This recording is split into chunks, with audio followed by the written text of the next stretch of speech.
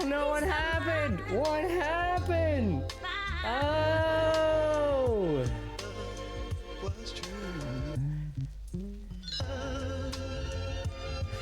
It's officially Mental Health Awareness Month. It's May, baby. Let's talk about it. Coming off fresh in my 50-miler. My stream just got cut off. It's a beautiful thing. This is a live recording of episode 31, Mental Health with Epis. How you doing?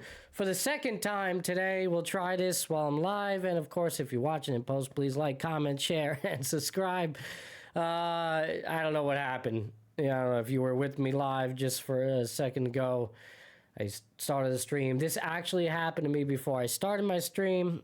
I went for a test run, checking out all the specs. I haven't been behind my computer in a couple of days because, of course, I'm coming off fresh in my 50-miler, Rock the Ridge in Mohonk Preserve in New Paltz, New York.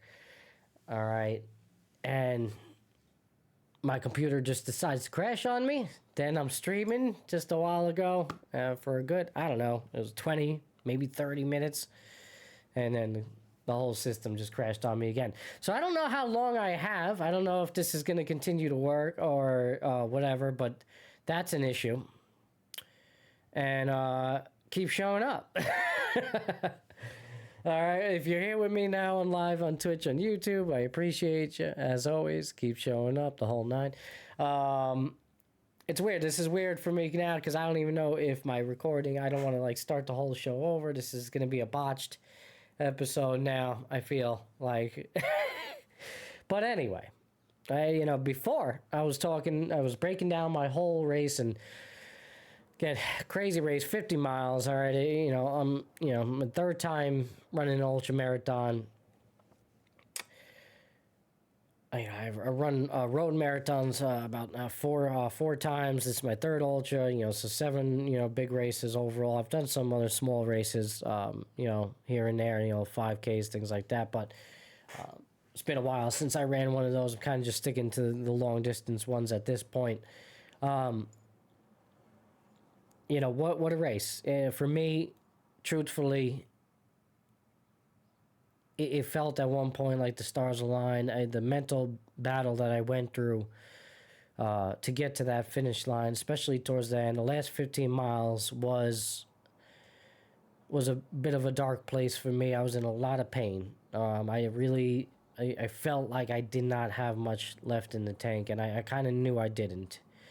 And it was a good pain. It was a sore pain. There wasn't like anything outside of the issue I was having with my big toe, which I think it was just kind of getting compressed weirdly with my sock and shoe. I was wearing these toe socks made by Inji. It was the first time I tried wearing these socks, which if you're a runner, I do not recommend.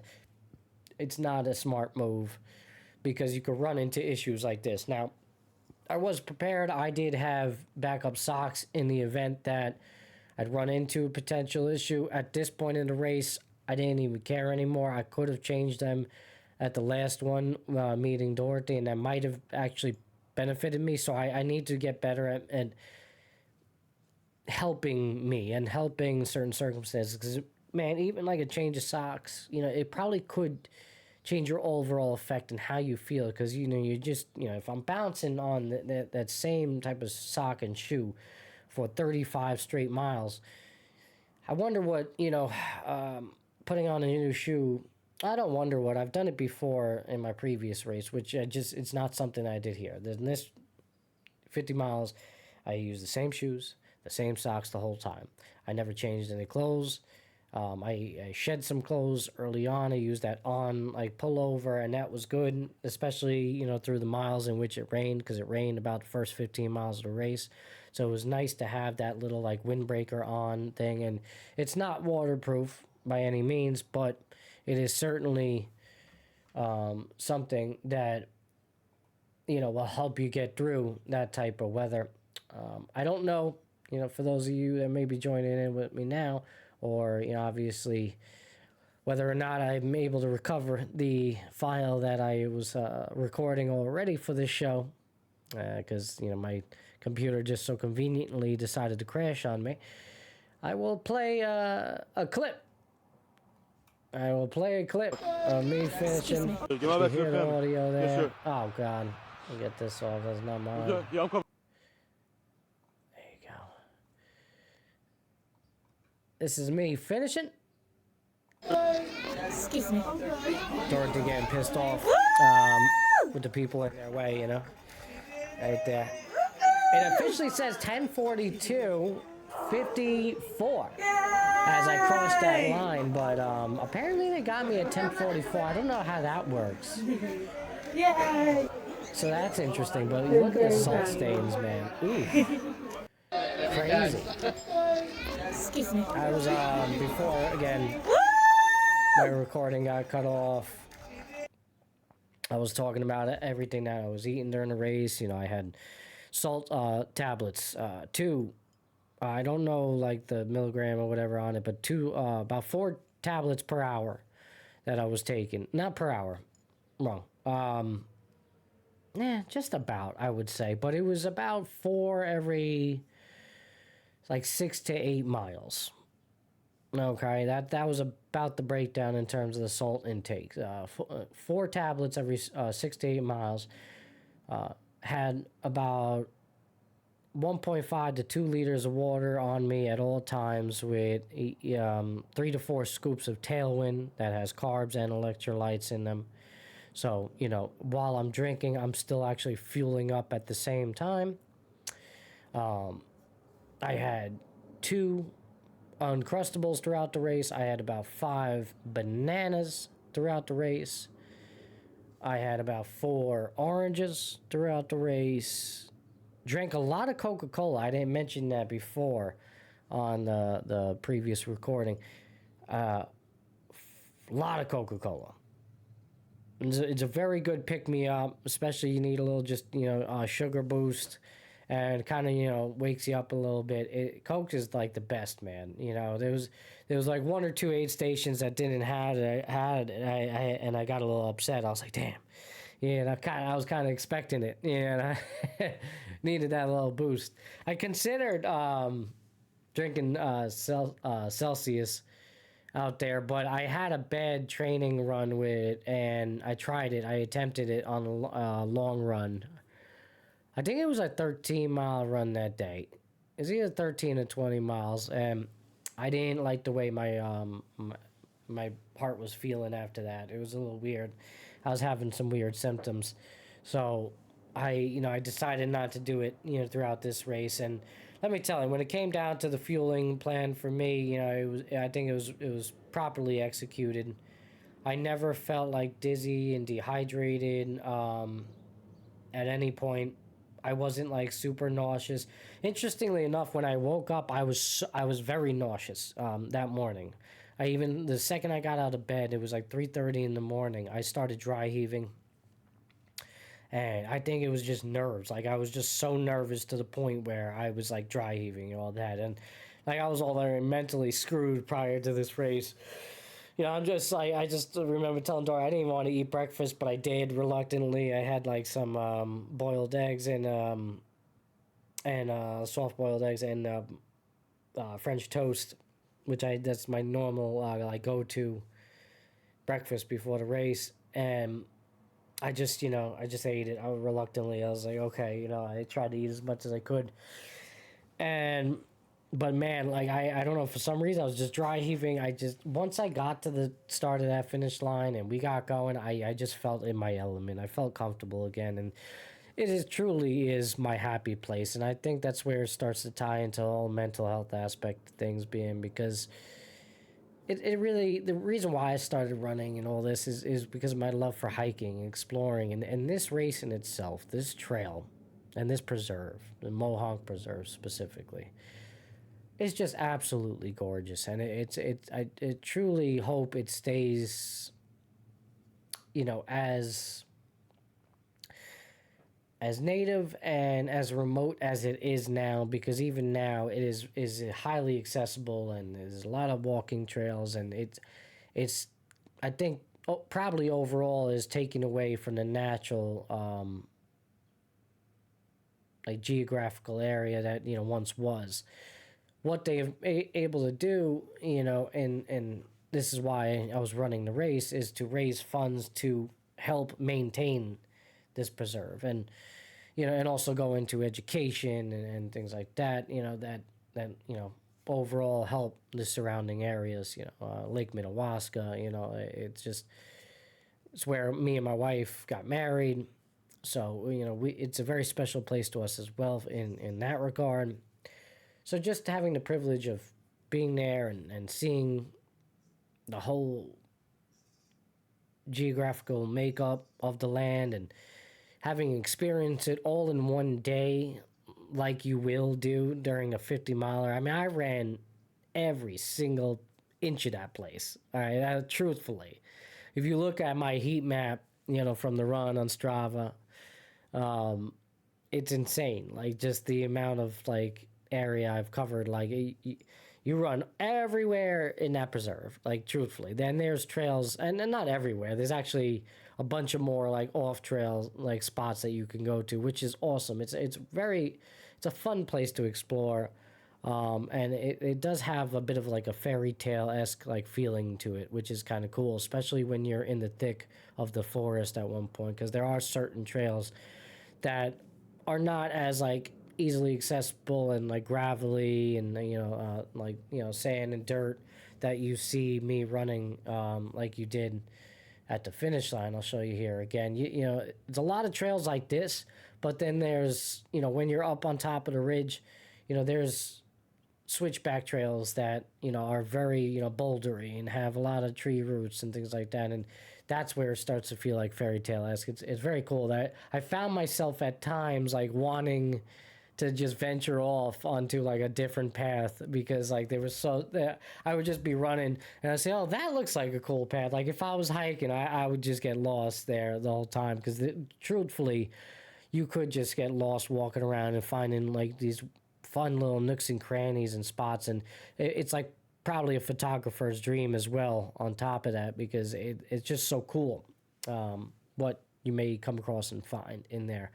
I was talking to my buddy about it, I was talking to my wife about it, how I really would like to run this race one day and just not care about pace and just have overall what do we call a fun run, and just have fun, like truthfully, not caring about the pace, stopping, talking more, and like experiencing, taking pictures, taking in the scenery. At one point I stopped by this creek because I just needed, it was I believe it was the start of the fourth leg. I think it was the start of the fourth leg, yeah, which is the last one, about mile 40. And I stopped by this creek to just cool off, man. I dipped my hat into it. Beautiful, cold water, awesome. Definitely hit the spot. And, just to like hang out and sit there for a good, 10, 15 minutes. Obviously, you still want to finish at a decent time, maybe not get caught in the dark.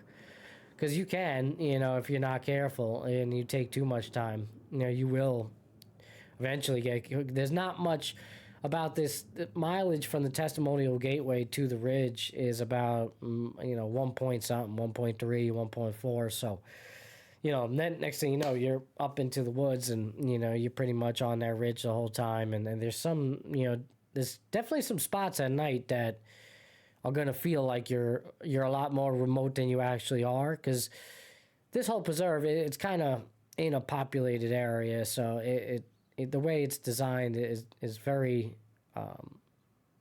very smart, to preserve the land while also maintaining its feeling of being remote. But in reality, you're very close to like civilization. You're not too far in terms of the mileage, but it may feel longer because of a lot of times there's only one way in, one way out, or certain trailheads that are accessible at certain parts. But it's beautiful. It's a beautiful place to go. New Paltz, New York. Check it out. Mohonk Preserve.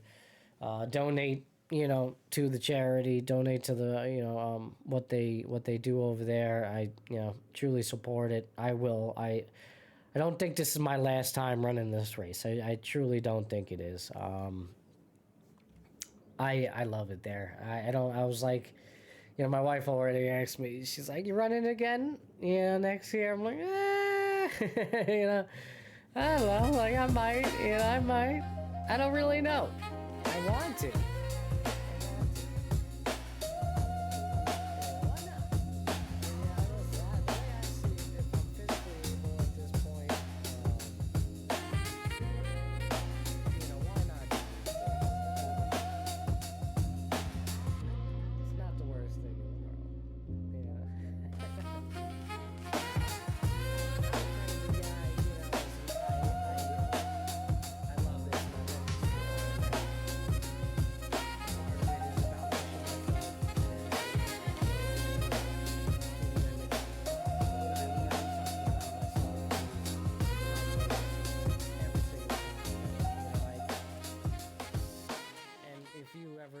Decide to do the same. I lowered my own voice. Sorry about that. That was being fun. Testing.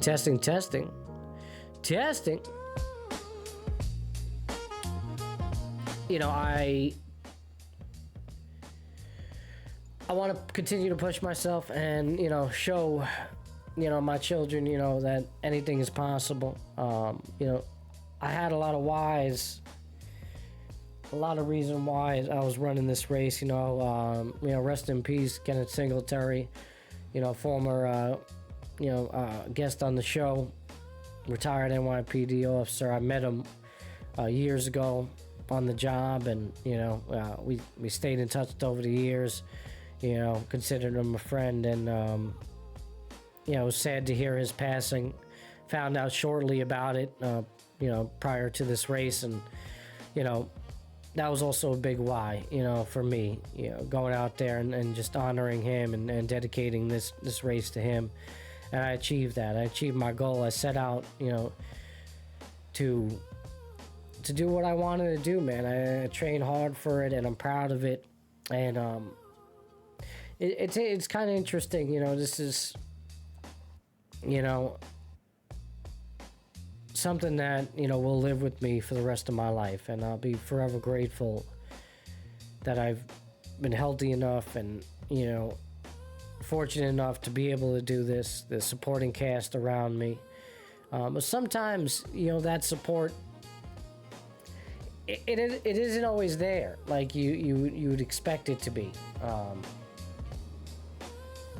It's a bit sad sometimes that you see the lack of support from others around you, and this is where I transition into the mental health aspect of things.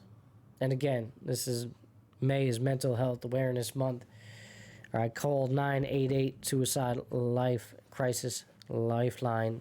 All right, if you feel as if you need help. We don't always receive the support we're looking for from the people around us. It's how we move past that and have the discipline to just keep on showing up and keep on showing up for ourselves is what makes the true difference. But I released a video on Metal Monday for Mental Health Monday. I'm going to play that for you shortly. And I talk a little bit about the lack of support and how it's received. And it could be, from family, friends, coworkers, unknowns, randoms on the internet. Although I think, in the aftermath of my race, or even during, I think that it was overwhelmingly, very supportive and from a lot of people. And actually, I would say I heard from some people I don't normally hear from, which is nice. It's nice to see. I think, content-wise, I've gained a bit of more notoriety, and I'm seeing more traffic on all the socials, and that's all, just, I can't even begin to thank each and every one of you for all the support, that I have received, for sure. And a special shout out to those that actually donated, to the charity for the Mohonk Preserve, to enable me to run this race and to do what I do and run for that type of for that charity. So a big shout out to each and every one of you that did donate. Really, You know, especially we had some late donations as well, some late big donations. Really, thank you. Keep showing up. The overwhelming majority has been very supportive. But there are those people, and I'm only speaking from experience. You know, well, I can only speak about what I've experienced in my own life. I can't really truthfully speak for others. Maybe it's a reflection of who I am. And you know, if I need to do a little bit of self-reflecting about that and see where I could maybe be fixing myself or doing more with these certain, you know, relationships in my life, I'll do whatever it is necessary to figure that out. If you know, I deem it, you know, necessary to do so, obviously. But there's definitely some people in my life where, you know, I get kind of backhanded compliments, you know, or, you know, the support that you kind of wish you would receive is not fully received, or is just not delivered the way in which you would expect it to be. And I think that's why do I have these expectations of certain people? I don't know. You know, I always come from the side of, you know, I want to uplift and motivate and, you know, uplift and motivate other individuals, truthfully, you know, in whatever it is they do.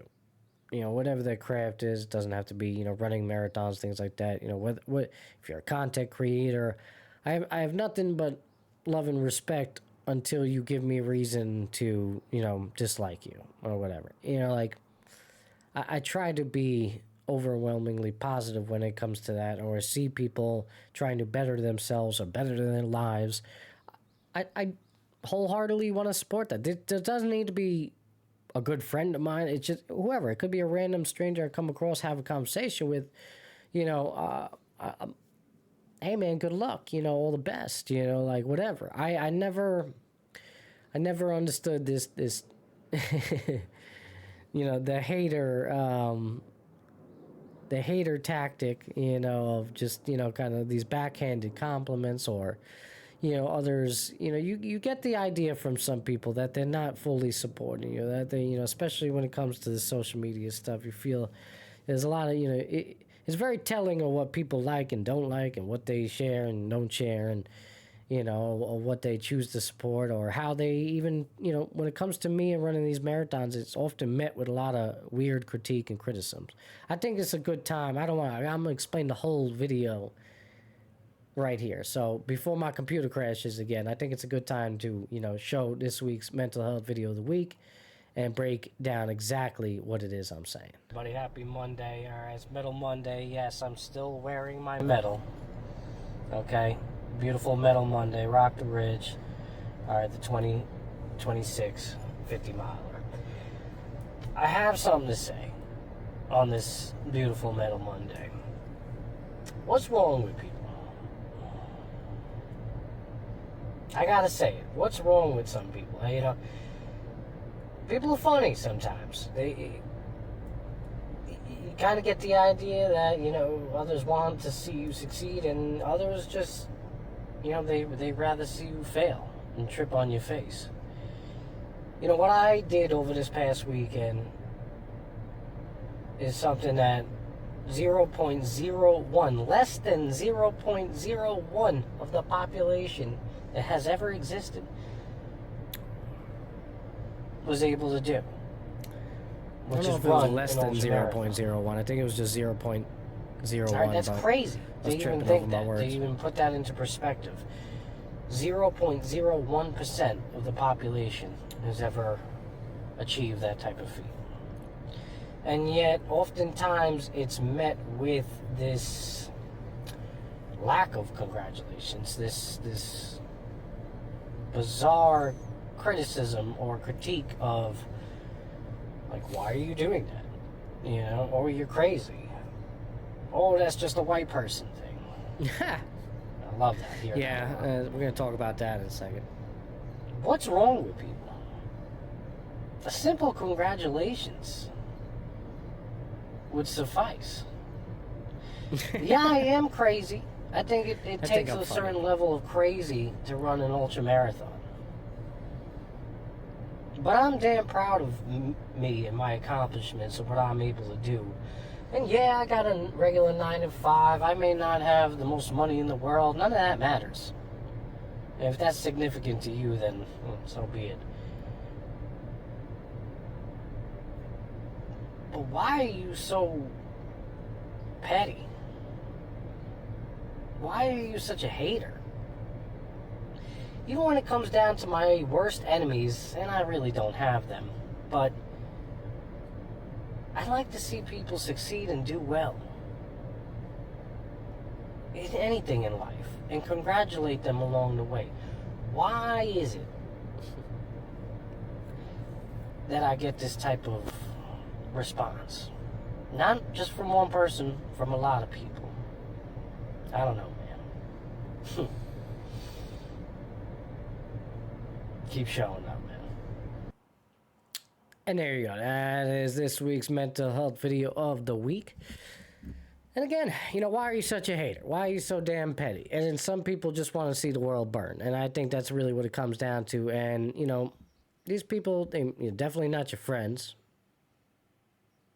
Definitely not people you want in your circle. These are not people that want to see you succeed. If it's met with a critique or criticism, especially something as far as even if it's, listen, you come to me, I had about like 2 patients the other day, actually 2 patients of mine, telling me that they just ran a 10K, like an organized 10K, and I was like, awesome. It didn't matter what time, how long it took them, whatever. That's amazing, man. Even that in itself, 10K for all these don't know is 6 miles, 6.2 miles. I mean, yeah, it's not 50 miles like I just did, and that's fine. It doesn't matter. But that in itself, man, not a lot of people can do that. Not a lot of people do that, and that in itself is a beautiful thing. Uplift that person, especially a person like that battling cancer, right? It's a beautiful thing. Why would you ever choose to put that person down? Yeah, I mean, just the other day I had a coworker, and straight up insult my, scrubs and say it was ugly and things like that, and albeit it's a female. That in itself is kind of what the hell, that's not appropriate at all, and I took the higher road in the response of it. Kind of just played it off. But, if it was on the other shoe and I was saying the same thing to a female coworker, I don't know if that's received quite the same way. And there's probably consequences that will follow. So it's very interesting, and these are the same people that, also, support you as well on the side, apparently, right? That's what I mean. Even when it comes to certain family, friends, it's interesting to see, who does, support or how they support. I try not to read too much into it in regards to that. But again, words matter, and, words, hurt. Sometimes it's just, it's better not saying anything if you don't have anything good to say at all, and certainly I don't like people that, diminish, your personal accomplishment or achievement. Who are you to, determine whether or not it's significant, for that person. You didn't experience it, you didn't do that. And that, again, this applies to anything. It doesn't necessarily mean having to, run a marathon. You're just a shitty person at that point. Even if you don't like the person, don't say anything. Why is it necessary to put people down? Those are certainly not people I want in my life, and I've for a long time, I've tried to eradicate people like that in my life, and that's why I consider my circle to be small at times, because it's hard. It's hard to find uplifting and positive people all the time, and I get it. You can't be like that all the time, right? I have my days, sure, no doubt. We all do. Don't confuse it with like, oh, I'm always this way. I'm always this person. We all have our dark moments, no doubt. But overall, the makeup of the person, of the human being, of the kind individual, like why would you want to, hang out with a bully? Especially one that's not only going to put others down, but put you down in the process. It's not a friend. It's not somebody that's going to, uplift you and change your life for the better and have a positive impact. I just see certain, patterns and things that people say, and again, I think a lot of my experiences through, acquaintances, when it comes to that. I see, the jealousy or the self-consciousness coming through of people's own demons and their own issues, self-reflecting a little bit.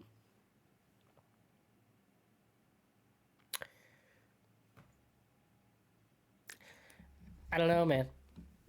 I don't have the answer. I don't know why people are like that. I don't for me, again, I try to find the positive in the person, and even if it's somebody I don't like, I never come to a place where, man, I hope they I hope they fail. I hope they lose their job. I hope they fail in school. I can never have that thought ever, not once. It's just not in my makeup, in my who I am as a person. I can't do that. I wish bad upon nobody, no injury, the whole nine.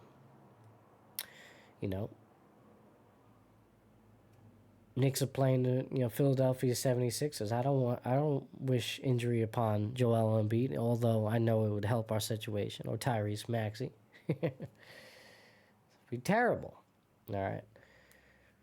But overall, again, I don't want to sidetrack. Overall, the support has been overwhelmingly positive, especially lately.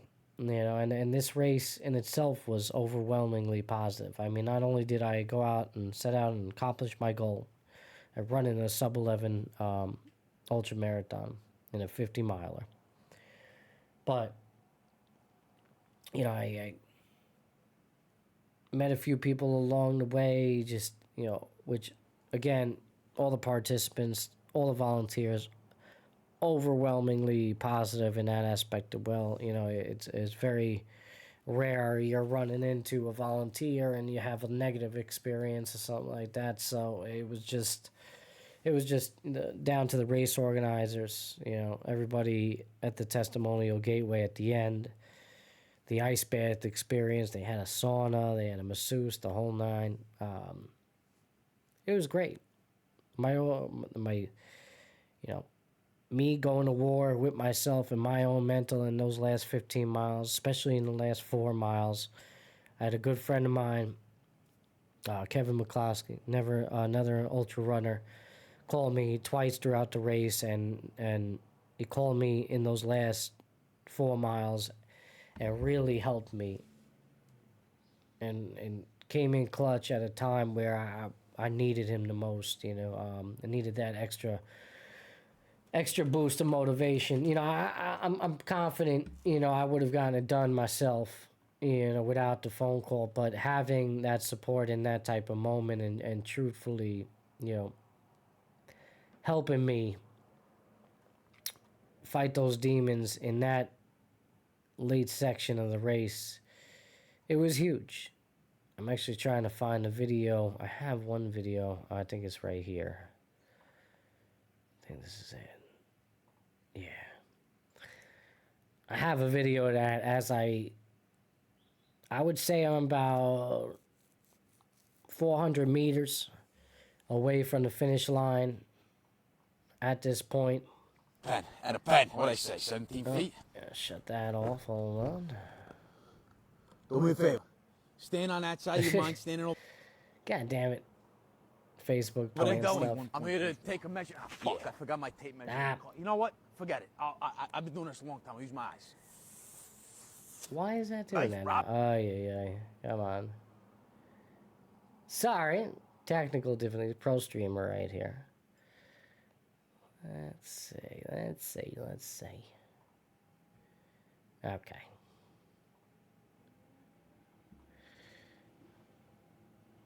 Finish line, man. You're far more capable than you think you are. Keep pushing, man. Keep showing it. Let's go. It was quick, but See that finish line, man. You're far more capable than you think you are. Keep pushing, man. Keep showing it. Let's go. you're far more capable than you think you are. Keep pushing, keep showing up. What's crazy is the ridge in the back left. That's where I was for most of the day. Look how far that is, okay? If you see it, look in the bottom left, or like in the middle left of that video, all the way in the background. That's where I was. That's where I ran to from this spot, and more than that, actually. Like, I ran away from that at one point, too. So, it just, the amount of ground that you cover is just absurd in these types of races. Again, 50 miles. You know, you could cover a lot of 50 miles. You cover a lot of distance and ground when you just kind of zigzagging and things like that. It is nuts. You know, it's not just a straight line, point A to point B. But yeah, you could hear the emotion, you know, coming from me in the late stretches of that race there. And again, you know, it's tough, man. It is not an easy thing to do, running a marathon, an ultra marathon. It is meant to be hard. This is why 0.01 of the population has ever done it. This is why I've done it, you know, for 3 times now, because doing it, I've learned so much about myself. And, you know, years ago, I remember I couldn't even run a mile. Like, I genuinely struggled running a mile. And I played sports growing up. I was always at the park playing handball, roller skating, rollerblading, skateboarding, rode my bike, you know, baseball, basketball, all throughout, you know, school to the collegiate level. And just running was something I just did not do. You know, I fell in love with it because of my love for hiking and all that. I mentioned that many times before. And, you know, here we are just about 3.5 years later, and, you know, 4 marathons down, 4 road marathons, and 3 ultra marathons, and the sky's the limit. You know, and I'm super proud of that, and you know, I hope my kids, you know, grow up and see this and understand that, you know, they could apply that same mentality towards anything in their lives and achieve whatever it is that they want to do.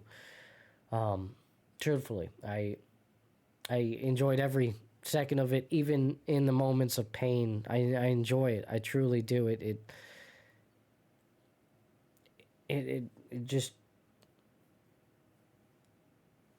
takes me to a place where I know, you know, I am worth it. I know I am capable, and I can, you know, continue to fight and, you know, build through this human experience and, you know, be the best version of myself. You know, there's a lot more work to be done, and that's where this part plays a role in. You know, that post race aftermath of, well, I understand, you know, if I want to, you know, improve and get better and do certain things, and, you know, not only when it comes to racing, you know, it could be coming to my job, could be, you know, about streaming, content creating. I take that same mindset that I, you know, learn each and every time out there on that dirt trail, and I apply it to all these different aspects of my life. Understand that One step at a time. I will get better and I will improve. I will cross that finish line. I will succeed. There's a bunch of mini failures in between all of that. And there's a bunch of obstacles that are going to get in your way and try to convince you from holding back and stopping you from achieving whatever it is you set out to do. But you push through it anyway. And you keep on moving forward. And I promise you will get to the other side. And that's it. That's it, truthfully. You know, that's the beauty of it. It's the essence of why I run. I can't wait to do it again. I don't know where it will be. I don't have a race in mind right now. I don't know if my wife has set up a pop-up marathon for me. I think she was like flirting with the idea. I didn't. She asked me for the permission of it, but I don't know if she's actually executed in that sense. So put a little tunes on for you before I get out of here. Short show today. Well, this is kind of like part 2 of episode 31 because my stream got cut off earlier. So if you're watching in post, please like, comment, share, and subscribe. I'm sorry for the little weird start to this live recording of episode 31 with Mental Health with Epis. Had some technical difficulties. My whole system crashed on me twice today. Thank God that it's holding up as I close it out here today. But nice way to kick off May, Mental Health Awareness Month. For episode 31, definitely going to be back for more this month. Have some guests and got some big ideas coming for the show. And a lot more guests coming for both the Epis Sports Podcast and the Mental Health Podcast. Might even have a new co-host coming up soon. Who knows? Stay tuned for all of it. You know, if you haven't already, hit the notifications. Keep those notifications on. Subscribe, of course, but hit that bell and make sure you'll be notified when we go live or any future content that will be posted on the page. Go check out all the socials, Instagram, Facebook. Think I'm going to be getting back on TikTok reluctantly. I was really pissed off when they were censoring my views about the ice bath videos a while back, thinking I was talking about ice. But, we'll see. Maybe I get back on there.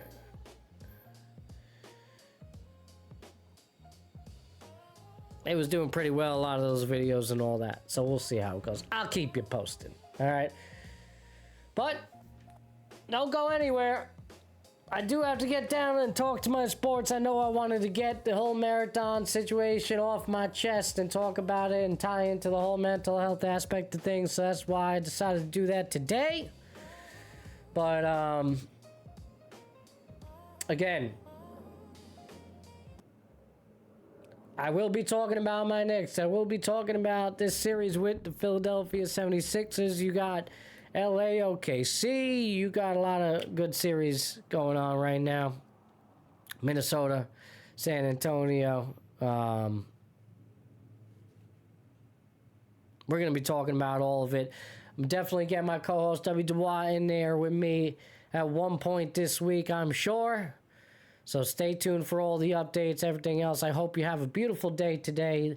This concludes episode 31 of Mental Health with Epis, brought to you by Epis Radio Entertainment. It's your boy Matty B. As always, keep showing up. Wake up! You can't remember where it was. Has this dream stopped?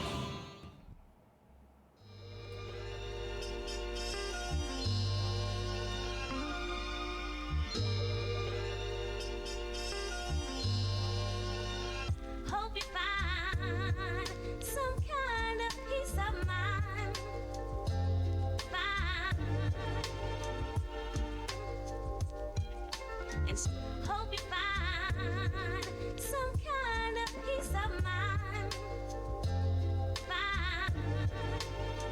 All right, everybody, I hope you find some kind of peace of mind. It's your boy, Matty B, Epis Radio. Keep showing up.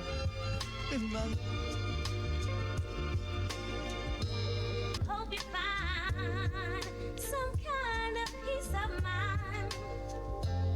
Find. Thank you for watching today's video. If you like this video or you're interested in future content, please subscribe, like, comment, and share. And as always, keep showing up.